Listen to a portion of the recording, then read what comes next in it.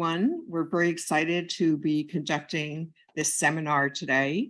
I'm the president of the Sonoma County Hospitality Association, and we're happy to see so many different companies and segments of hospitality participating today.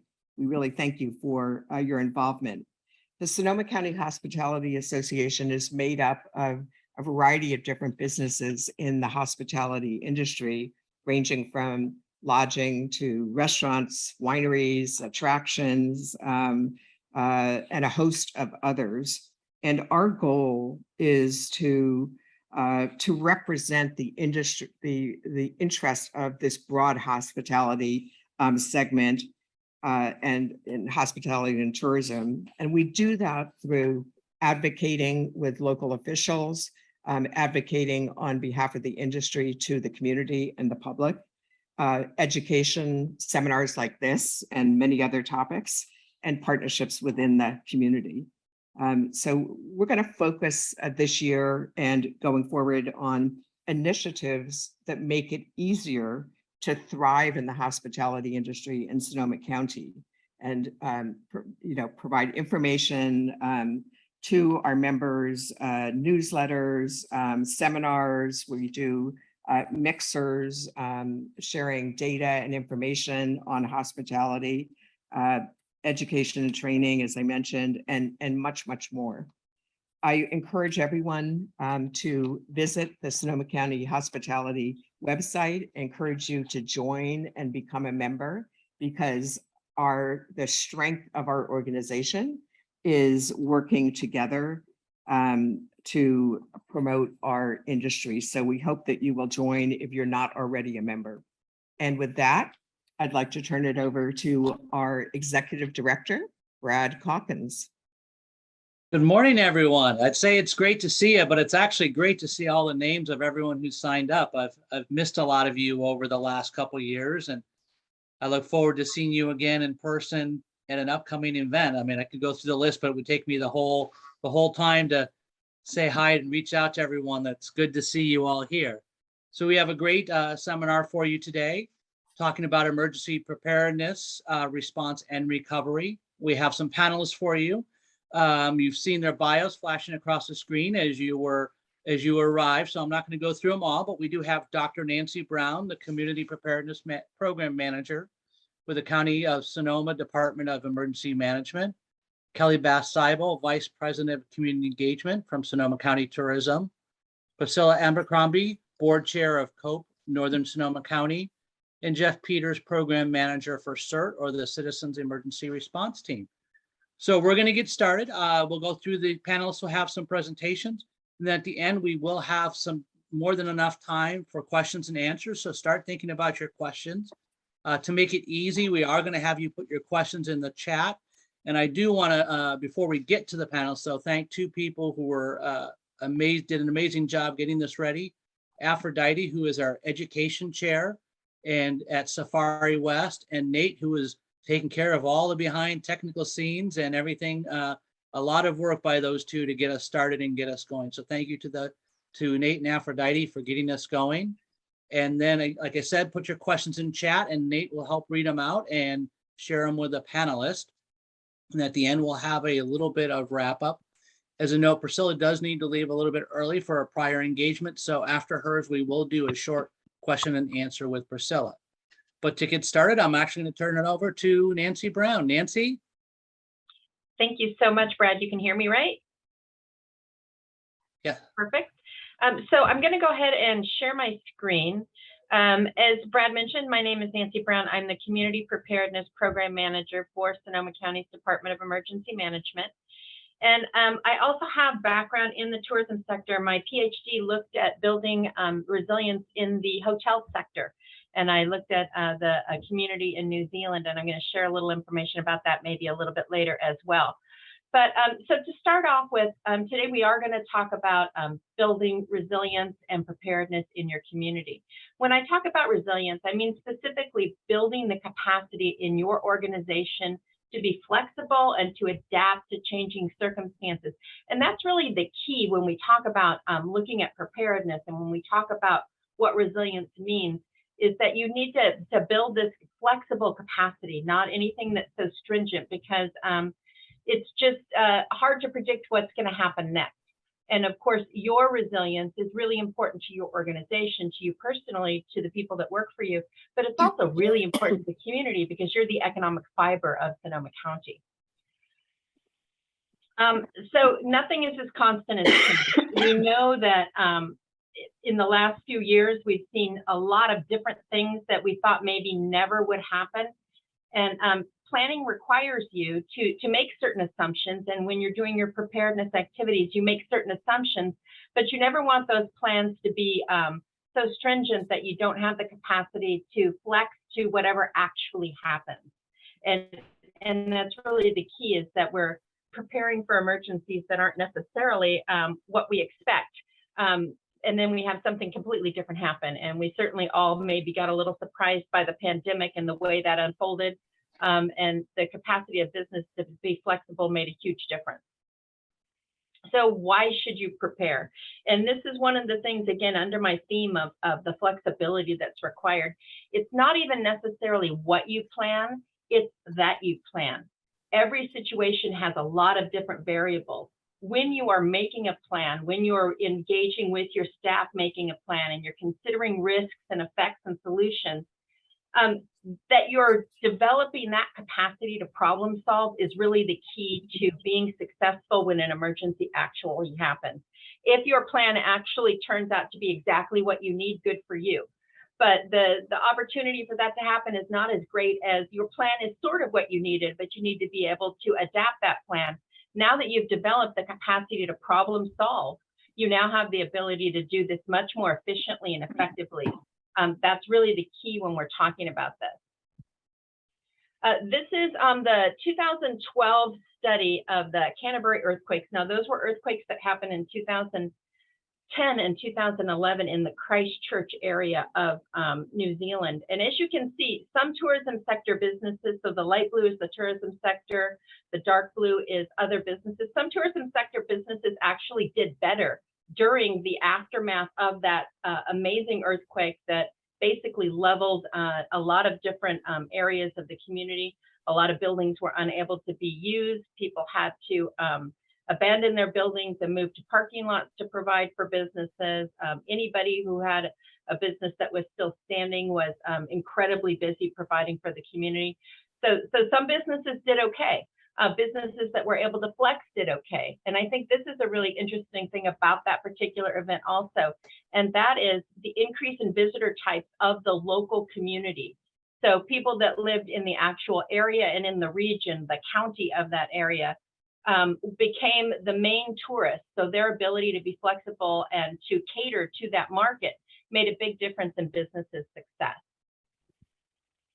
So here's a real brief kind of outline of how you can look at starting to build a plan for yourself. And I'd like to challenge you to take a look at the first step there, which is create a team to do this work. And I'd like to challenge you to think about doing that this week or next week.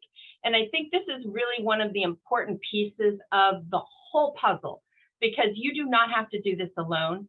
And you're actually going to be more successful if you engage the people that work with you. And you're also going to find in most cases, somebody that works with you is super interested in this topic and will really, really take on a lot of the effort and work for you, do research for you, come up with solutions for you, and really take the ball and run with it. So creating this team is really the most important thing in being able to have the capacity in your organization to do that. And that's really the thing I think a lot of business owners that I talk to are very busy. I mean, when you own a business, you're pretty much maxed out all the time. So thinking about creating another task for yourself seems a little daunting sometimes. And that's why I think it's really important that you look to your staff and find those people who think this is a really cool thing to do and would really like to do it. The second thing you want to do is you want to look at the type of risk. So certainly in our community, we have earthquakes, we have fires, we certainly have a pandemic or two in our midst currently. And then, start looking at other types of risks based on where you are. Are you in an area where there might be floods? Are you in an area where a chemical spill might affect you? So look at your area and what those risks are. And then think about, each and every one of those risks and how that might disrupt your business when it happens. And start thinking of, in the response phase, how you would respond to that. And of course, when you're looking at response, it's life safety first. So the first thing you need to figure out is how are you going to keep the people that work for you and the people that are visiting your business safe? How are you going to account for them? Those types of things. And then how are you going to flex your business to be able to maintain some structure in your business if at all possible? Now, recovery is the place that I think confuses a lot of people, because it really can start when you're looking at preparedness. You can already start thinking about recovery, because what recovery means is, how do you get from where you were to what our new normal lifestyle is going to be? And what are you going to have to do and have in place to start doing those things? And some of those things can include, like, who are your partners that you need to talk to about possible additional funding you need? Do you have those connections already? So having those types of connections can be really important, so that when you're ready to get to recovery, you're able to move quickly into that part of your operation. I wanted to just share with you a real brief sample of how this would look, for instance, in an earthquake, to kind of bring it home for you. So of course, once again, first thing we're going to do is we're going to gather a team, and we're going to start with the risk of earthquake. So when you're looking at an earthquake in your facility, you're going to look at your facility and see, so the superficial things, what might fall, those types of things, but also who might you be able to call on that can inspect your facility to make sure that it's still safe? Because I mean, most of us can look and see major damage and go, oh, it's not safe. But there's also things that we might wonder about. Is that a superficial crack, or is that a substantial crack? So you definitely want to have someone in mind to inspect your facility. Staff preparedness is also really, really important, because I can promise you, studies show, if you do not have staff that have their family squared away and feel like their family are safe, they will not be available to come to work for you at any point in time. So a staff preparedness is really important. Encouraging staff to be prepared, have a plan, know what their family's going to do, and feel confident that their family knows how to react safely is really important. In an earthquake, we would expect that there should be some structural damage to roads, highways, things like that. So who lives close enough to be able to get to your facility without needing to take public transit or walk? Who lives so far away that they'll actually be unavailable? These are all things you want to consider when you're thinking about what your response plan looks like. And then what kind of supplies will you need on hand depending upon your operation? I mean, certainly everybody's going to need some limited first aid supplies and some light and communications method. I know Jeff is going to talk about that in a little bit. And then also, what kind of operation modifications might you want to consider? So if you've decided you're not sure about your building, do you have a tent on hand so you can move into the parking lot comfortably? Things like that. So in response, of course, you're going to want to think about who do you want to know that if it's at all possible for them, you want them to just come on in. You don't even want to have to worry about calling them. You know, you want them in your facility to help you immediately. How do you do a head count? How do you keep track of people easily? So depending on the size of your facility, this can be a big deal. If you have a large accommodations operation, accounting for everybody in your facility could be a big deal. So you want to have that kind of divvied up in it front. Besides, of course, first responders, if you need medical help or if you're having fires or anything like that, who else might you need to help you? So then we're back to that. Do you have somebody in line for a facility review? Things like that. And then also, who can you lend assistance to? I think one of the important things to look at when you're looking about responses, depending on where you are, who are your neighbors? Do you have other commercial neighbors that you can work together to decide who might inspect your facilities and what type of resources you have in your local neighborhood that you can lean on and that can lean on you, so you can really create a good, strong response. And then, as I mentioned, in the recovery, we do definitely want to, in the response phase, start thinking about where we're going, what that new place is going to look like, and how to get there easily. So what are your marketing and communications pieces? Having skeletons of communications pieces ready to go so that they reflect your organization instead of trying to do those on the fly can be really important to really maintain your brand identification and be sure that what you're communicating to the public is the message you're trying to communicate. So creating some skeleton messaging for each of these risks can be really important as well. I think the key to building resilience is to understand that this is ongoing. So when you create that team, this is a team that's going to be in effect for a really, really long time through the course of your business, because you don't become resilient. You are building resilience all the time. And that's really a big difference between the way sometimes people look at resilience is they're, okay, I'm done.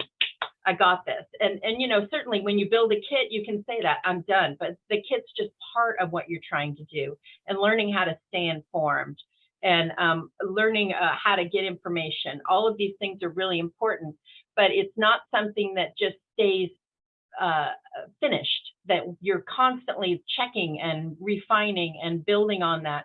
New people come and go in your organization, new processes and programs in the county happen and in your associations.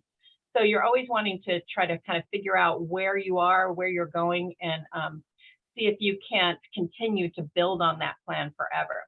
At the Department of Emergency Management, we have a few things we can do to help you in this process. So certainly we can do seminars. We can do seminars on site for you. We can do preparedness seminars for your staff. We can also help you get started with organizational planning. We have some materials that are available. So we have these community evac packs that are basically a preparedness guide that people can walk through. So these are great for members of your staff. We also have these posters, which we've just developed for the tourism sector, that you can put in a break room, or if you're an Airbnb, you can post them there, that give basic information about where to tune, where you are, what your evacuation zone is, which is important right now at this time, what radio stations you can get more information on. So these have just a little bit of information in Spanish and English that we can also provide for you. And then if you have other things you think I can help you with, I certainly hope that you will reach out and let me know. And I will leave it there. Here is my contact information and also the webpage we have. And Brad, I will turn it back to you. Well, thank you very much. Great job. And thank you. And we will have plenty of time at the end for questions for Nancy. As we get to our next presenter, Priscilla, every so often I will remind you that this session is being recorded and it will be available for replay later today or in the next coming weeks. Check back. So now I'm going to turn it over to Priscilla Abercrombie. Thank you. I'm just getting ready to share my screen here, and we'll get you all started.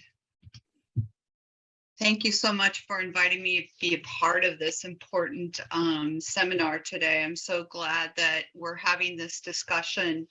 There's so much to share amongst our community. We have grown so much since 2017, right, Nancy? I mean, 2017 was a pivotal year for us to learn what we didn't know, and we've grown a lot since then. So, and COPE is one of the things that grew out of the 2017 Tubbs fire and other fires in our area. So I'm delighted to be able to share who we are and what we're about here, just very briefly. So we're really a grassroots organization of neighbors helping neighbors. We have become a nonprofit and a fire safe council. We're just celebrating actually our second year as a nonprofit right now. So why develop COPE programs?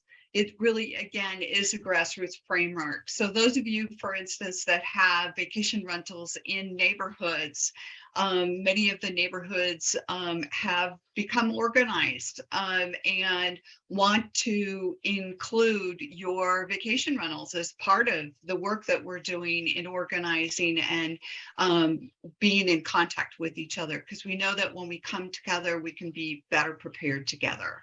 We support the development of individual response plans, but also neighborhood preparedness plans. And again, another way that the vacation rentals and other hospitality industries that are embedded in our communities can support the work that's being done through evacuation routes, lots of ways that we've worked with our partners in the hospitality industry to make our communities safer.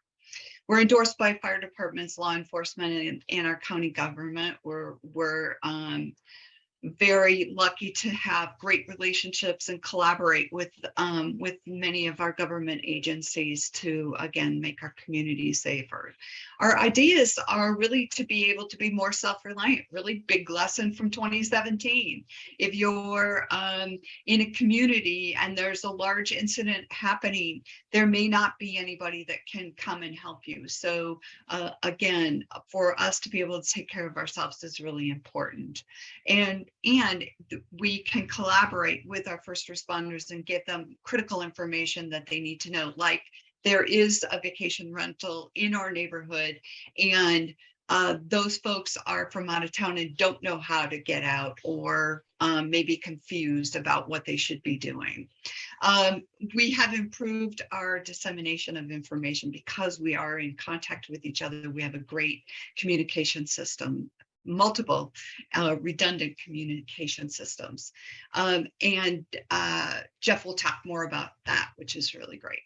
And, you know, it's an opportunity for us to meet each other and get to know each other and develop a support system, which we really saw with COVID. We already had the system set up for fires and other disasters, but what we found when COVID came was that we already had a network together. We knew who our folks were that needed help. So it's been very helpful. Just very briefly, these are the steps to setting up a COPE program. I won't be going through this with you, but just wanted to give you a flavor of what goes into developing a COPE program.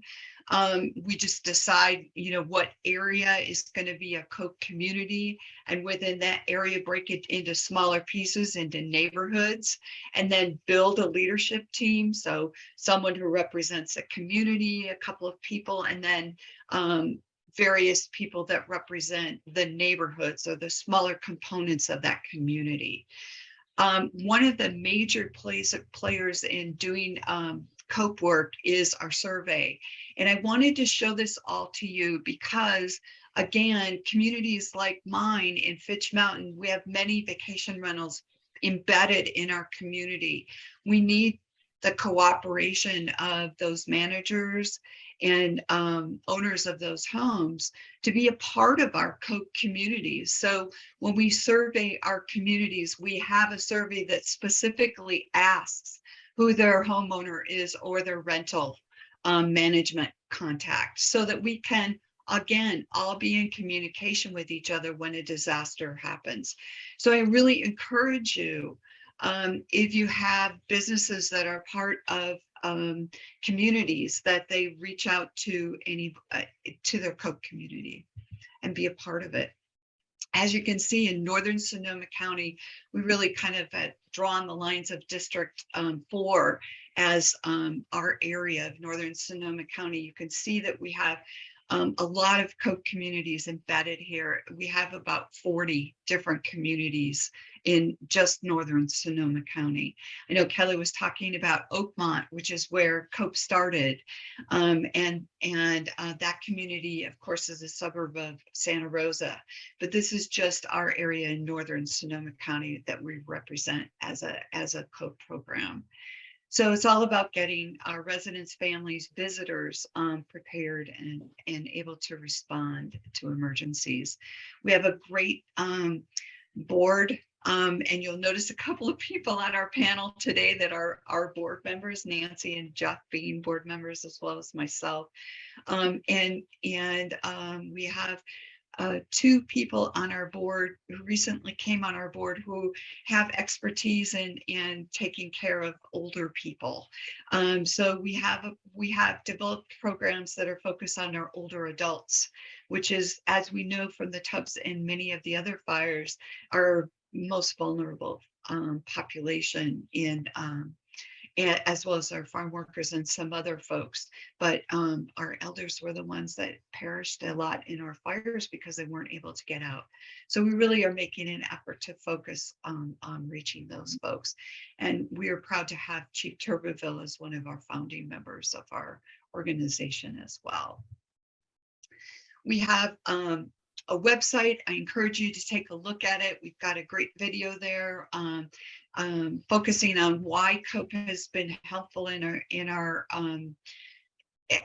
area and why people have benefited from it. We support our leaders as well.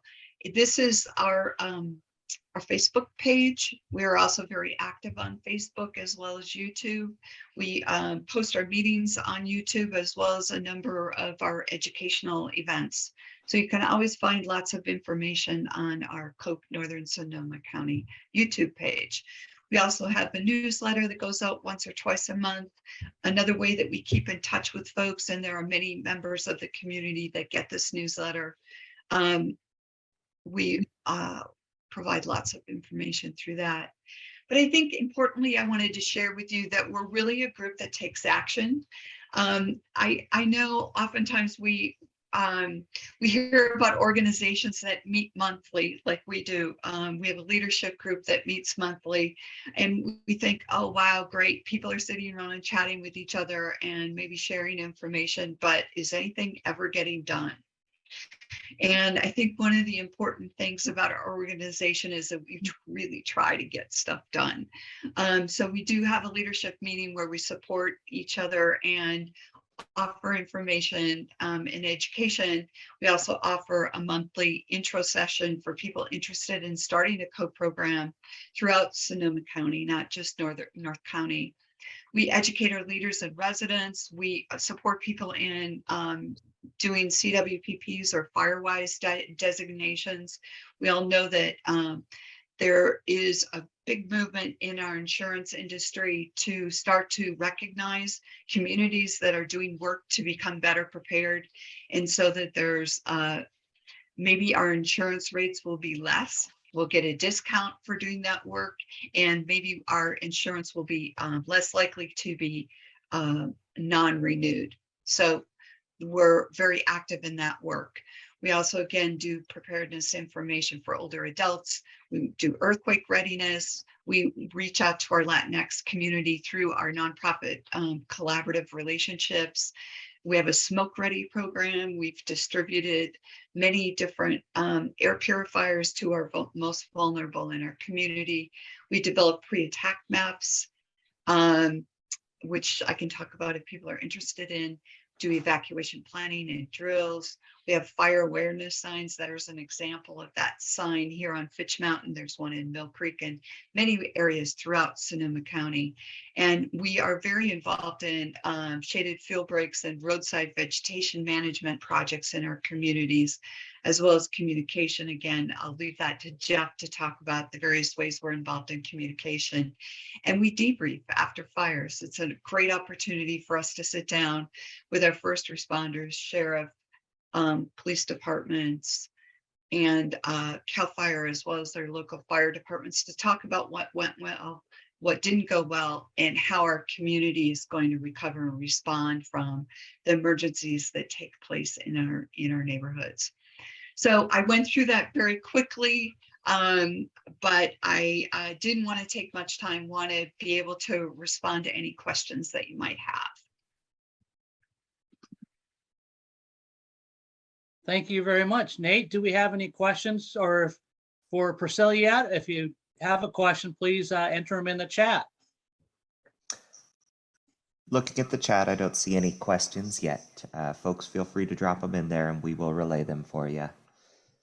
If not, do any panelists have any questions? Jeff or Nancy or Kelly? So I'll be here until 10 o'clock if you have questions. Oh, the pre-attack maps. Yes. So Kim had a question about what our pre-attack maps would be, my guess. So they are maps that we have developed in response to the fact that we learned that the county maps didn't really accurately display the roads in our neighborhoods. So for instance, on Fitch Mountain, what we found were there were roads on the map that were on the county maps that were not roads, and there were missing roads. So we sat down with Chief Turbeville and came up with a more accurate map that represents our areas. And embedded in that map is evacuation routes, water water sources and other important resources for our fire officials and other first responders. So these maps were pivotal during the Kincaid and Walbridge fires because they were handed out to responders who came from other areas that didn't know how to get around.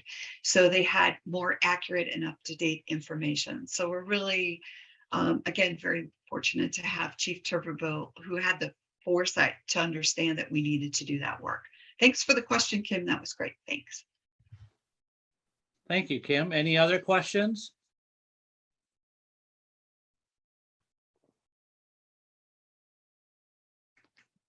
All right, well, thank you very much. If something pops up, we'll shoot you a message. If not, we will go on to Jeff. Jeff? Hi. I'm going to try to make it a little easy. I did send a PDF to Brad and Aphrodite of these slides, so I'm going to share the screen. But you don't need to take notes because the material should be made available to you by PDF. Can you all see a screen here now? We can see it. Yes. Okay. I'm going to take you through it. First thing I'm going to point out to you is that in an emergency, not everything's going to work the way you expected it to. Internet could be down, cellular tower can be down, roads can be closed. During the recent LNU lightning complex, 911 took 6 hours to respond to a call. Basically, you need to understand that for at least a period of time, you may well be on your own. And how long that period of time is a function of what type of emergency it is or what kind of hazard we're working on. If it's a wildfire, it may be a situation where we're evacuating people to a shelter or to an immediate evacuation point. If it's an earthquake, it may be weeks before some of the roads are reopened, and you should plan on being able to survive on your own for at least 3 days, if not longer. This is an example of an information-filled slide. That's why I handed out the PDFs that I guess will be distributed to you by email. But basically, these are some sources of information for you that are useful. 2 of them I'll point out. One of them is one that Priscilla created for the COPE leaders group. It's called Group Me. It's mainly for just the leadership group in COPE to communicate both with the fire officials and with each other what's going on. And then the other one is Watch Duty. Many of you may be familiar with Pulse Point. Watch Duty is sort of Pulse Point on steroids because it includes things like actual reports of observers, some of whom are fire officials, some of whom are people that have scanners and ham radios and are able to follow the communications of the fire department. And so they are able to post not only photos, but a lot more detailed information about an incident. But here are a variety of sources of information.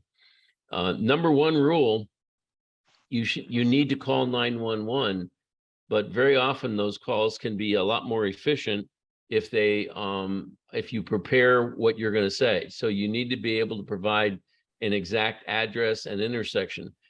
Where I live in way northern Sonoma County, we have an intersection where we describe the name of the 2 streets that intersect, and according to the sheriff's department, there is no such intersection. So the maps that they have are not always up to date, as was pointed out by Priscilla. And so you need to be able to give, okay, it's a mile up from that road or whatever. You need to be able to describe what the emergency is, and if there are any injuries, and if it's a medical incident, whatever information you can provide about what kind of intervention is taking place. For example, we have a patient, a guest at our hotel, they're down, and we are using CPR so that when they dispatch, they have that information. Here are more official systems, some of which are run by Nancy's organization, others of which are run in conjunction with the Department of Emergency Management. And these are the official alerting systems. They're included in here is one that is not an official alerting system. It's an unofficial alerting system, and it's called One Call Now. It's what we use in CERT and some of the COPE neighborhoods use to communicate through either email, voice, or SMS, text messaging, and we can communicate simultaneously with large groups of people, but we can also geocode that so that we can communicate with, for example, one street or one block. That's useful in some cases during an evacuation where we want to communicate that there is a blockage to the normal evacuation route and then an alternative evacuation route needs to be used. And that would not be something you'd communicate for an entire evacuation zone. It would be communicated only to the people that are affected directly within that particular geography. All the rest of these WIA, NIXL, SOCO alerts, NOAA alerts, and the high-low sirens are official methods by which you are notified that there is an emergency. Usually for those of us that are involved in responding, the notification comes through one of those methods, but then we go to secondary methods to get more information. Some of the material that I showed on the prior slide. Communications between the people that are involved in the response can be iffy because we don't know what's going to work. If there's a power loss, sometimes, even though it's not supposed to, sometimes the cell towers go down simultaneously. Even if they don't go down simultaneously, they're operating on batteries, so they have a limited lifetime. So sometimes our communications are interrupted because of power. Sometimes our communications are interrupted because a cell tower is literally in the middle of a fire and the cell tower is no longer operating. And so one of the questions you might ask yourself is, okay, I'm going to use SMS text messaging. Well, SMS text messaging is useful when voicemail or voice on your cell phone is not very clear because of distance or obstructions. And sometimes a text message can get through when voice or email cannot. On the other hand, you may not have any cell service. And if you have no cell service, you can't get to a website, you can't use email, you can't use your cell phone, and you can't use SMS. And if you don't have a landline anymore, like most people, you don't have that available. Well, you then have really two generic choices. One is what we call sneaker wear, which is you put on your sneakers and cross the street and go notify your neighbors, or you notify guests in the hotel or people that are visiting your facility. And the second one is radios. Their radios come in three flavors. One is called FRS, Family Radio Service. Those are just the kids' walkie-talkies. They're actually quite useful in an emergency, but only if you're very close to each other, like within 1 mile, and only if they're not major obstructions. The newest version or flavor of radios is called GMRS, General Mobile Radio Service. That is a much more powerful version of a walkie-talkie. It does not require you to take a test. The license is a 10-year license for $35. Anyone can get one. And it's got a 30-mile range if it's a line of sight. And what we're doing in Sonoma County, because of hills and mountains and buildings and obstructions, we're putting GMRS radio repeaters throughout the county in order to be able to allow different people in different locations to communicate with others. Unofficially, many of the fire departments are now buying GMRS radios as an additional radio for their equipment, so that if they need to, they can communicate or hear the communications of citizen responders. Again, this is mostly COPE leaders and CERT leaders, basically reporting back information to the fire officials, but it's a two-way street. They can also contact us to tell us, evacuating people to the north, the fire has shifted. We need you to now evacuate people to the south. And so it's a two-way communication system. The final leg of that three types of or flavors of radios is the ham radios. Those are people that have taken a test and gotten a license to use a ham radio. And there's a whole ham communication system for emergencies within Sonoma County that includes somebody that sits right next to where Nancy sits in the Emergency Operations Center. And basically you can communicate through the ham operator locally to that Emergency Operations Center so that the people managing the incident are able to get the information that you have. Usually it's done in an emergency communication or a need for some kind of logistical support, like supplies, meals, or things like that. Here are some additional links that have to do with radios. Basically, you can, if you do have internet access, you can go to Weather Underground or Weather Link, and there are literally hundreds and hundreds of privately owned weather stations that are scattered throughout Sonoma County. And you can look at one that's near where you're located. You can actually look at a map. It'll show a little blue dot where you are, and it'll show you the nearest weather station. Why is that important? Well, in the event of wildfire, there are two things that are pretty critical pieces of information. One is the wind direction, and the other one is the wind speed. Higher wind speed means higher rate of spread, and wind direction tells you where it's going to go. Now, it's not universally true. Some winds get channeled by different physical and topographic structures, so it's not 100% true, but wind direction and wind speed is a major critical variable, and it helps you figure out where things are going to happen. Alert wildfire, those are cameras that are stationed throughout the county.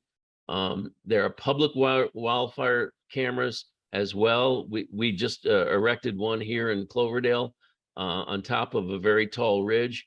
And it's got a view that goes literally 30 miles into Napa County, about 15 miles into Mendocino County, and covers our whole northern county area with a set of cameras. Radio scanners are useful because you can listen into the fire department and hear what they're saying is what's going on with the fire. Often you can hear that before it becomes public information, in the sense that it's being summarized and rebroadcast through commercial radio stations or through SoCal Alert or other systems. And then finally, CAL FIRE has a Twitter feed that is often quite useful. And again, frequently the Twitter feed precedes some of the information that's publicly available. Here's what the FCC says you need to do in the event of an emergency, mainly making sure that you have backup power. Even a mobile radio, which is quite useful in an emergency when everything else fails, only works if it's got a charged battery. So having backup batteries and having information available where you can plug in and learn where you can recharge your battery, those are all important. 911 is not a place where you call for information and say, where's the fire? 911 is for you to report an actual emergency. If you want to find out where the fire is, I recommend that you use other tools to keep informed. Do not remember what I told you about the LNU Lightning Complex. When it takes 6 hours for the fire department to respond to a 911 call, that means if you have a guest in your facility who's having a heart attack, you are the first responder, because they aren't going to get there when you need them. And so you have to make sure that the demands that are placed on the first responders are truly priorities. A couple things for you in the hospitality industry. Who's responsible for an evacuation of your facility? If you haven't figured that out, as Nancy said, you need to start building your team right away. Do you have evacuation maps to distribute to your guests? Many of your guests are from out of town. So do you have maps showing them how they can get to a temporary evacuation point or to a shelter?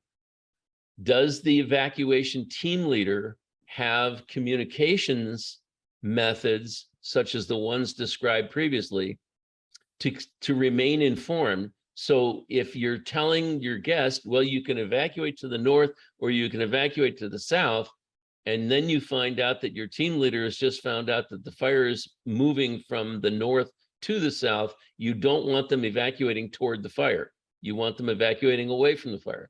So the team leader needs to have not only the ability to run the team, but the ability to remain aware of what the situation is in order to properly guide the evacuation. And lastly, do you have equipment to help in evacuation?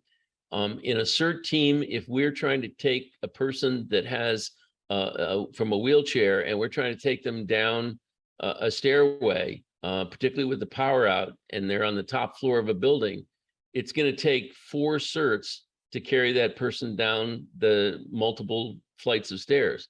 If you have a stair chair in the facility, it'll take 1 person to take that person down in a stair chair, at most 2. So basically having some equipment that would actually help you weather the storm, so to speak, is quite useful. What do you do with guests that are in medical distress during an evacuation? Many times people visiting our facilities in northern Sonoma County, and many of our residents are seniors. As Priscilla's already mentioned, we have a whole program in COPE for seniors and for communicating with seniors. Does someone on your staff have first aid or CPR or AED training? Are you prepared to intervene before the first responders are able to get there to help save that life? When your guests depart, they're a little frustrated. They've come to your facility to relax and have a good time. And then all of a sudden they find themselves in the middle of a wildfire or an earthquake, and they told to evacuate. And so they leave their rooms, they leave all their medications behind, and they then end up in emergency shelter for 3 or 4 days, and they don't have their medications. So do you have people to remind your guests, take your medications with you when you evacuate? Do you have any kind of backup electric for your guests in order to recharge their telephones, their cell phones, or their CPAP or their oxygenation equipment? In other words, is there an ability to keep that equipment charged? And then finally, in some instances, evacuation is not going to become a solution. Evacuation isn't available. And if evacuation is not available, what is your shelter in place situation? Imagine an earthquake and the roads are closed. You're not going to evacuate because you can't get past the roads to get to an emergency shelter. Do you have 3 days of food, water, and alternative energy in order to hold your guests there and be able to service them? So those are examples. The last one is, in the event of an earthquake doing minor damage or even moderate damage to your facility, do you have a search and rescue plan? Frequently during modest earthquakes, things fall on people, and the typical injuries are penetrating wounds and broken bones. Do you have the ability to extricate people from a partially collapsed wall or from a fallen bookcase? We don't want you to get injured. There's no first responder coming for at least several hours. So do you have the knowledge on how to carefully and safely protect not only the injured person, but the people that are doing the rescue? Those are all examples of things that we train in CERT. And so I would recommend that you consider the possibility of having some of your staff trained in CERT, because that's literally what we train people to do, to be the first responder until the first responder arrives. I guess we're going to probably hold questions, but Brad, to the end, is that right? That is correct. Okay, I'll stop sharing then.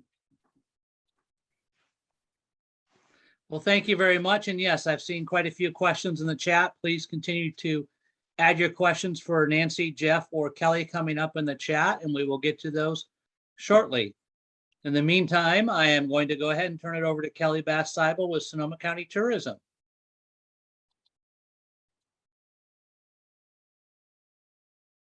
Well, we're going to do a quick change over here, and we'll switch it over to Kelly shortly.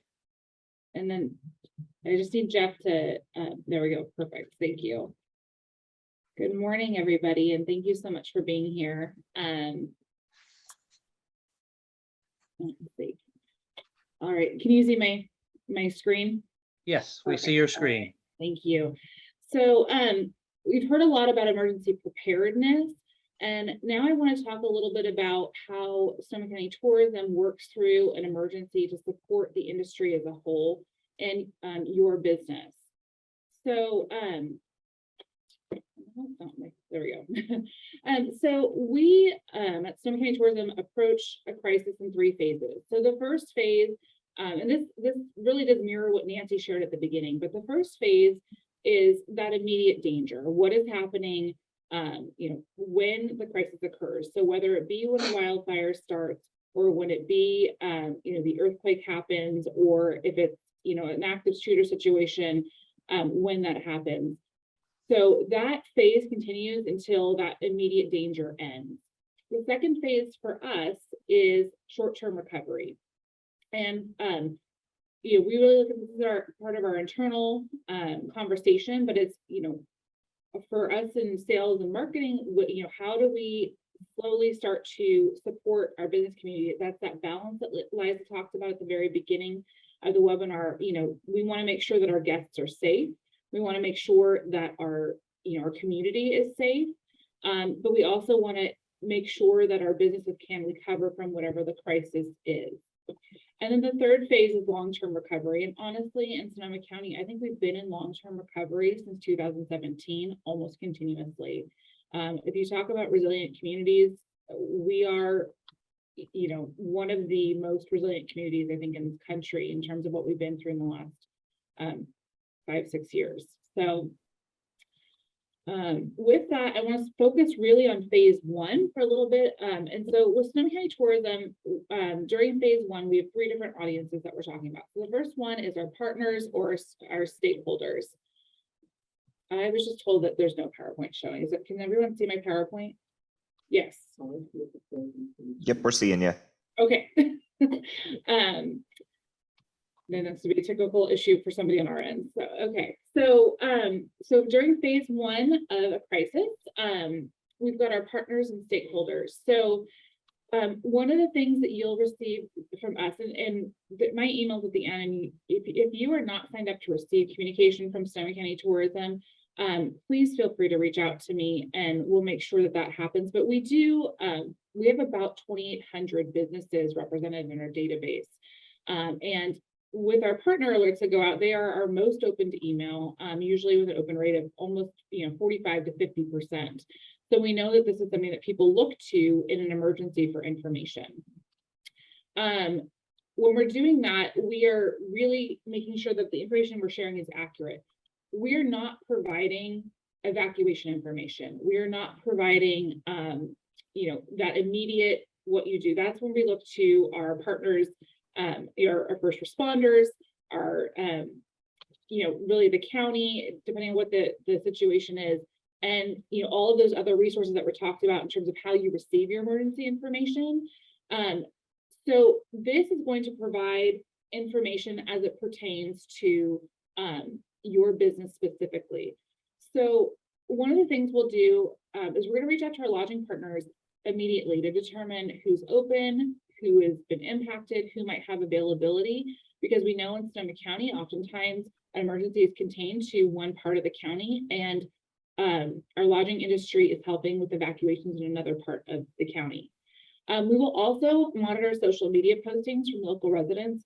We, we're the Sonoma County Instagram handle. We are Sonoma County on Facebook. So we oftentimes will get either information that should really be routed to the County of Sonoma's pages, and that's a differentiator. We go out as Sonoma County, and then the county is County of Sonoma on their social media channels. And then we also have people who, may not want visitors coming into our community during an emergency, which is appropriate, but we also just monitor to see what resident sentiment is during an emergency.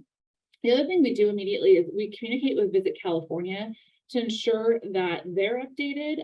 They actually provide statewide information. They've got, obviously great connections to our state officials, but also because, and we'll talk a little bit about geography and how we're perceived by the rest of the country in a little bit, but we want to make sure that they're able to accurately communicate how the situation's affected Sonoma County. I do want to provide, one piece of information. So we have our own internal crisis plan, and everybody on our staff has a role. We meet on a fairly regular basis to talk about, so that everyone remembers what they're supposed to do in a crisis. We do have an alternate meeting location if our office is affected. And then we also have teams that are responsible for various things. And so part of that is we do have a travel industry team. You know, our marketing team, we've got communications that are focused externally. We have the communications that I just talked about. And then we have our travel industry team. So on our staff right now, so Johnny Weston is our travel industry team lead. He's our vice president of business development. Percy Stevens on our team is a direct connection for travel trade and the travel industry. So that's like your meeting planners, travel agents, and that is both within county and out of county. And Percy is our director of travel trades. That makes good sense because a lot of his connections are within the industry. Stacy Breckert is going to be the direct contact for lodging properties and vacation rentals. And Kurt Shaver will be the direct contact for wineries and restaurants. And the reason we did this, you can reach out to anybody on the staff, but we also want to make sure that during an emergency, you have a dedicated person to go to. If you have a question about, you know, your industry specifically, that you know, there's somebody that you can go to. One of the things that we have done in the past is we have sent out, for example, to all of our lodging properties, daily surveys asking for your room availability. And we would then go, we also would stand a page up on SonomaCounty.com for residents, and we would list out who said they had availability. And then the other piece of the survey was, do you allow pets? And we're looking into ways to do this a little bit more efficiently, because it's just a plain Google form that you're filling out daily. But it was really helpful because residents on social media were saying, hey, I'm looking for rooms and I have a dog. And, you know, people would say, hey, go to this website and there's a listing of everyone who said, you know, they have availability and what they accept in terms of pets. So we were updating that twice a day during the Wallbridge fire. And so I just want to, you know, that's something else to look for from us. And that will always be linked in our partner alerts that we send out. The other, one of the other audiences during phase one of a crisis is our consumers, our visitors. So when we talk about how we manage to our visitors, we immediately pause all of our ads and promotional pieces. And unfortunately, our marketing team have gotten really good at that. So, you know, we have a link into we have an outside agency that we work with on a lot of our pieces. They are actually not located in California, which is incredibly helpful, particularly when it comes to public relations during a crisis. So we immediately pause all of that. We'll stand a banner up on the front page of our website that guides visitors to information on the crisis. You know, we had a COVID banner up. We treated COVID like a crisis, and we were in phase one, you know, starting in March of 2020, sending out almost daily partner alerts. And so we will, depending on the type of crisis, provide appropriate links and updated information. If it's information for guests about safety, we will never post that without ensuring its accuracy with the county. And we're really lucky that we have Dr. Brown in Sonoma County, just because she understands the hospitality community. And you know, we are the linkage out to you, but you're taking care of people who are here on vacation and not familiar with the county. So we want to make sure that you have accurate information. And then we'll also continue to monitor social media postings on various travel industry channels. So that's beyond our Sonoma County handles, but also, you know, channels throughout the country that post on the travel industry. I want to just draw your attention to two types of posts. So one of the things that we have seen happen in the past, and I'm talking about wildfire specifically, but we have seen people post incredibly dramatic photos of fire in outside of a vineyard, maybe next to a winery. And it's not just residents that post this, I've seen businesses do it too. We really encourage our partners, all of you, to not post fire imagery on your social media channels, particularly on your business-facing pages. Our county is very large, and it is really easy, if you're not familiar with Sonoma County and you see that there is a fire image outside of a vineyard outside of Geyserville, to think that Sonoma is on fire because you're not familiar with the geography of the county. So we actually, in our marketing, we're very careful about even what the sky looks like when we post. We don't post a lot of fog photos. It has to really clearly be fog and not smoke. When we're doing our marketing, it really clearly has to be a sunset and not a sky that is orange because of fire. We're very, very careful about that. And when we post, you know, the post on the left is a post that was done during a wildfire. You know, it's during the glass fire. And we specifically say, we ask the visitors avoid affected areas, including Eastern Santa Rosa, Kenwood, and Oakmont. We wanted to be very clear that we appreciate our first responders and there are areas to avoid, and that there have been businesses that have been affected, so contact them before you come. So that's that first phase. The second one, the second post is posted after a fire. Is what can people do to support our community? So this was, again, not fire imagery, and it also talks about how to support the industry coming back.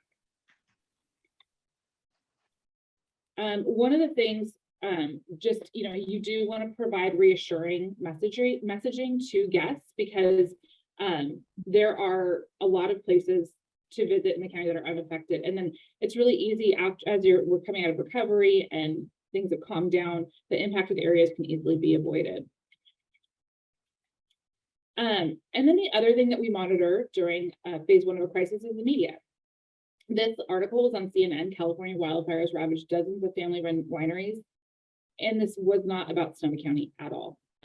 So, you know, Visit California between August 1st and October 31st of 2020 analyzed over 500,000 pieces of news coverage during active fires, and saw and researched how it aligned with consumer sentiment, and that really determined that the influence of media shapes consumer perception, and it really solidifies that when people think of California, they think of wildfire. We are the #1 state in the country that is associated with wildfire. When people think of, you know, when Visit California goes out and does research and says, what do you think of when you think of California? Wildfire is one of those things. I put this QR code up here. So if you scan this QR code with your phone, it will take you to Visit California's wildfire messaging. They update it annually, so they've got 2022 messaging up, and they really have done a lot of research around visitor perception of fires in California. So 72% of travelers have said that natural disasters they consider natural disasters when choosing a destination, and then they also, you know, talk about how I mentioned that California is associated with wildfires more than any other state. So top of mind awareness for wildfires for California is 87%. Oregon is the next most mentioned state. They came in at 14%. So you can see, I mean, it is really, when people think about California, they're thinking about fires. And 82% of travelers believe wildfires are nearly inevitable for California. But they also do associate wildfire with summer and early fall. So when, you know, you're thinking through your marketing plans and you're thinking through planning, it's something to keep in mind. I mean, they know that we have a wildfire season. And then the top concern for wildfires actually is not danger, it's air quality. So second tier concerns have to come with having to evacuate and power outages and things like that. I do want to steer you just towards some of the other areas that we have resources on our website. So we have a partner page. If you go to sonomacounty.com, scroll all the way to the bottom, there is a link that says partners. And there are several toolkits. They're all the ones that are currently up. So we have one for drought. We have one for COVID. And then we have a fire season toolkit and updates. There are tons of links in there. Lots of resources. And a couple of the resources that are there are, I'll talk first about the one on the right. It's a crisis management blueprint plan. So it's like a 70-page Microsoft Word document that you can download and customize for your business. It has everything in there, from identifying the teams that, you know, have been talked about previously. You know, what roles do you need in your organization when there's an emergency, to also sample statements. You know, what happens if you work in a restaurant and there's been a case of food poisoning and you're getting, you know, attention on it, you know, media attention from that. There's formalized sample statements in there if you don't have someone on your staff with formal media training. So it's really designed to try to cover as many crises as we could, and really it's there for you to customize for what your business looks like. The piece on the left is something that we actually worked with the county on. This is an emergency packet for vacation rentals, and that's on that COVID page, that toolkit. And you can print it and place it in your vacation rental. And it's actually a 4-page document. So it talks about more than evacuations for fires, but one of the things that has in there is the evacuation map. So you can print it, you can star where you are on that map, and then you can also put what your zone is there. It also talks about where you can get your local news and information. So it's one of those things where you know that particularly with vacation rentals, a lot of them are located in places where there's not service. This gives them the opportunity to get their information through other channels.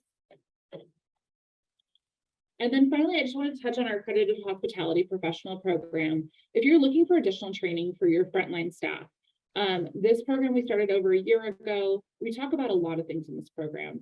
We have what we call our foundational 5. So we do talk about other things like arts, culture, and history, or wineries and AVAs. But a piece, and the reason that Sonoma County Tourism wrote this program for our frontline staff is because our needs are very different than a lot of other destinations across the country. So we have one of our foundational 5 is on customer service and visitor safety. And we go through several different types of visitor safety, including coastal safety. But if you are looking for additional training, Tracy Cook on our staff runs this program. It's a really good opportunity to get your frontline employees starting to think about how do they talk to guests during an emergency. And with that, I welcome any questions. I appreciate the time. Thank you. Well, thank you very much. I'm going to have Nate throw all the panelists on the screen. And Nate, I think you're going to start going through some of the questions for the panelists. I think some might have been answered already, but yeah, absolutely. Let me just get Nancy up here with you. And okie dokie. So I want to thank the panelists for being active in the chat. Y'all have already addressed a lot of these questions, but for the sake of having them, in the meeting recording for everybody that couldn't make it, and also for those that might not be reading the chat, I'm going to ask a couple of those. First off, we have a question that pertains to evacuation routes in rural areas, particularly for vacation rentals. For properties with several routes in and out in different directions, let's see, for example, Trinity Road between Sonoma Valley and Napa Valley. The question is, how do we provide accurate information to the clients during an event on which route would be best taken? And another question very similar, I think we can combine here, is how do we alert folks to tell them which route we're evacuating from each zone? Any plans to share live evacuation maps or directions via text or based on zone, or is it just best to refer to the ARGIS maps when looking for available routes? Thank you, Liza and Kim, for those questions. I'll jump in here first and just say, so Kelly just mentioned that document that she's printed out that has the map, that has the capacity to put that evacuation zone on. As I mentioned in the chat, alerts when possible. So very early in an incident, we may or may not have a lot of information. So that's where it's a little more difficult. But as we understand, for instance, in a fire, where the fire is, when an alert comes out, it's going to describe where the danger is, but it's not going to tell you which way to go because we don't know where you are. So an alert will go out over a large area. It'll tell you the specific area. So those maps that Kelly described can provide for a guest what evacuation routes are available. But it's not going to be able to help them necessarily if they're unfamiliar with the area and know which way to go. So if you have the capacity to call them and tell them which of those routes based on your information.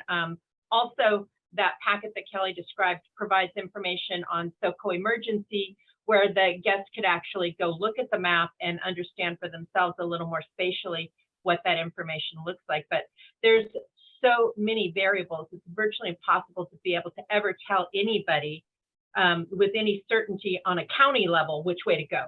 So we can give you very general information about where the threat is and which areas are under warning. So if they know that their zone is under warning, that should give them an idea that it must be somewhere nearby, right? So that's super helpful just for them to understand their evacuation zone. And then that packet that Kelly also has information on how to sign up for a NICSL and where to go to SOCO emergency and the radio stations.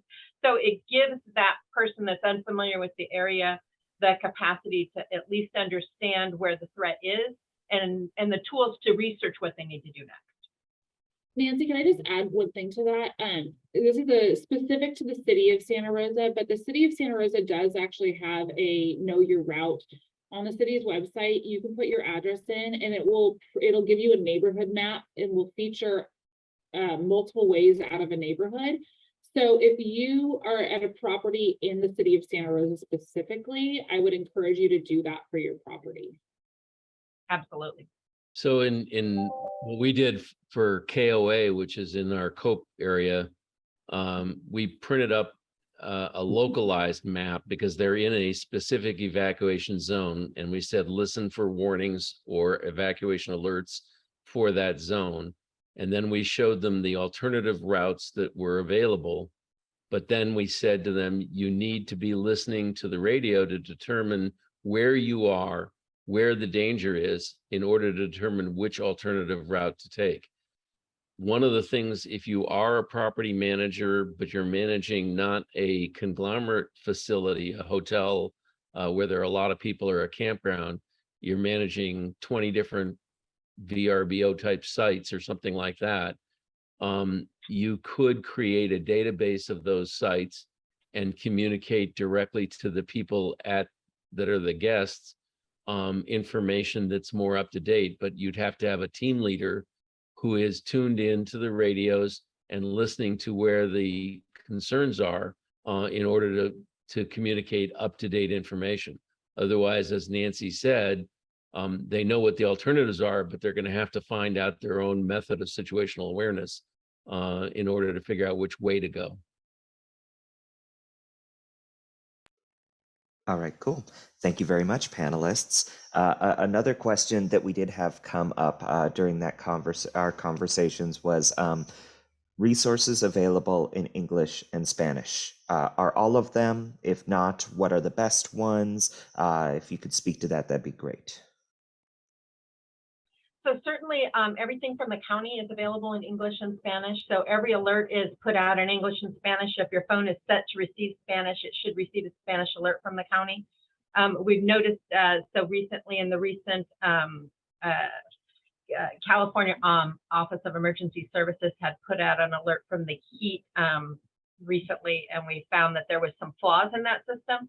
So some people did not get alerts in Spanish, even though they felt like their phone was set to Spanish. So we're looking at that. But generally speaking, we do have that. Our SOCO emergency page is in English, and it is fully translated, not just auto-translated in Spanish also. So all of the resources we have there for Get Ready videos, we have them available in Spanish as well as available in English. And then any materials that I discussed, so the poster, the evac packs, all those are in Spanish and English as well. The system we use, One Call Now, does translate from English to Spanish. So when we issue an alert, you can receive it in either language. Excellent. Thank you very much. Now, this next one, Jeff, you did address in the chat, but if you don't mind doing it one more time out loud for us, is there communication and coordination with Napa County on the west to east routes for evacuation? Yes. The way these incidents develop, typically there is a local incident commander, and that may be in Napa County if that's where the fire started, even though it's burning towards Sonoma. Eventually what happens is that incident commander is replaced by a CAL FIRE incident commander that has jurisdiction over multiple jurisdictions, multiple counties. And for example, the LNU CAL FIRE division covers, I think it's 5 or 6 counties. So it's a very broad area, including all of Sonoma and the surrounding counties. And so they will provide the information on a consolidated basis. It's still up to you, however, whoever your evacuation team leader is, to understand your on the ground local situation, because they're going to be providing information. When you're providing information, Nancy said, when you're providing it on a county-wide basis, you can't make it very more specific. Well, imagine if you're providing it on a 5-county basis. It just can't be all that specific. And so it's still up to the evacuation manager to understand where the hazard is, where it's moving, what the direction is, or in the event of an earthquake, what road closures that are out there. I didn't post it, but another source of information is the Department of Transportation and Public Works. They're also, interestingly enough, fully dedicated to going over to 100% GMRS radios. So they literally will be on the same system that we're on, and they'll be able to communicate with citizens. When a citizen says, I'm trying to evacuate on XYZ road and there's a tree falling across the road, they'll literally hear that and come and get the tree out of the way so that people can evacuate, which solves a first responder having to do that. They can go fight the fire, and Department of Transportation, or if it's a small enough tree, CERT will come and with chainsaws and cut the tree out of the way. So there's just a GMRS radio is really, it's new to us. This is the first year we've ever used it. It's growing, but it's going to be quite useful for the people that are team leaders or COPE leaders or CERT leaders that need to communicate with officials. It's going to be quite a breakthrough. Thank you so much. Another question in the chat, another one from Kim. Kim asks, for One Call Now notifications, can we share a link? And I wanted to ask Jeff, is that going to be in the PDF that we're distributing after this? I don't know that it is, but I can certainly make it available to Brad and Aphrodite. And it's, if you go Google One Call Now, you'll see it there. And if you want to know more information about it, I'm happy to share it. I teach how to use One Call Now to local organizations that are implementing it. It has some advantages. It's text, landline voice or cell phone voice, and also email. It's all simultaneous. It's in multiple languages, and it even includes a response capability. So I can ask the question, do you need assistance, or do you have mobility challenges, or questions like that? And people can respond with 1 for yes and 2 for no. And it literally will populate a database at our command center where we can identify who needs help and who doesn't. So there's some real advantages of a system that's a two-way street. But I'm happy to tell more about it. I'll send Brad and Aphrodite the link to the One Call Now site. Excellent. Thank you. Our next question comes to us from Howard. Howard works at an RV campground near the coast. And his question is, what might the difference be in planning or business owner buy-in be in a rural environment with lousy cell phone reception versus a more populated area like Windsor or Santa Rosa? Nate, let me just kind of jump in here and also maybe address a question that Liza had asked also back in the chat, kind of combine these two together to start off with. And Liza had asked, you know, what's changed since 2017 in order for us to feel more comfortable in the community about our safety and about the safety of our guests. And so there's been just a myriad of changes. My whole department has been stood up since that fire in order to address many things. We have a dedicated alert and warning manager in our county, and we're one of the very few counties of our size that have that, who is checking out and finding the most modern ways to alert people in the community to make sure that everybody has the capacity to understand that something's happening. And one of those things is, of course, our NOAA, which is National Oceanographic Atmosphere Administration, NOAA radio system. So the NOAA weather radio, we do have the capacity almost all over the county to receive this radio signal. And the radio itself is a small plug-in device that has a battery backup. It just sits there quietly minding its own business, but we have the capacity to set out a very loud tone on this to alert people that something's happening. So for areas where there's not good cell phone coverage, this is a really cool alternative and redundancy.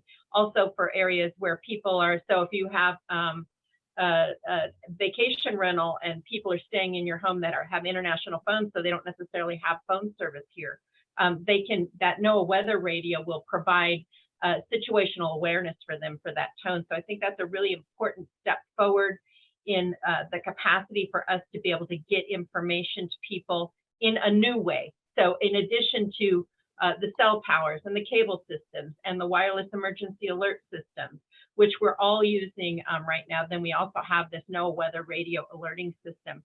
I think it's also important that we have to recognize that we have a great upstaffing of our fire departments during this time of year, but also when there's a red flag warning. So if a fire does start, we have a huge capacity to respond to that fire quickly before it can get out of hand, which I think has been really helpful in the success that we've had last year and this year in terms of not having a big wildfire start. So those are some of the things, and I think it's important to be fair with guests. And I know Kelly mentioned, you're splitting that difference between whether or not you're going to, alarm your guests or whether you're going to inform your guests. And I think that if I can just use one more example from an earthquake, that after the Kaikoura earthquake, and it shook the city, it was a 7.8 earthquake. So that can tell you that's quite the dealio. But guests felt really good about knowing what the hotel had to offer in terms of their safety. And when they were told that their building was built to earthquake standards and could withstand a quake of that magnitude, that had already been looked after, and that the staff had been trained in earthquake safety, they felt really good about that they were actually safer than they would be in other places where there might be earthquake risk, but the people weren't looking after making sure they were prepared for that risk. So your capacity to first be prepared and then communicate with your guests that you are on it makes them feel warm and fuzzy, like, okay, we're cared for because we know these people have recognized there's a danger, and they've also looked after all the possibilities to make sure that they can keep us safe. And that becomes important to a guest, especially during fire season, as opposed to ignoring the risk, embracing it and saying, oh yeah, we know there's a fire risk, and here's the things we've done to make sure you're safe.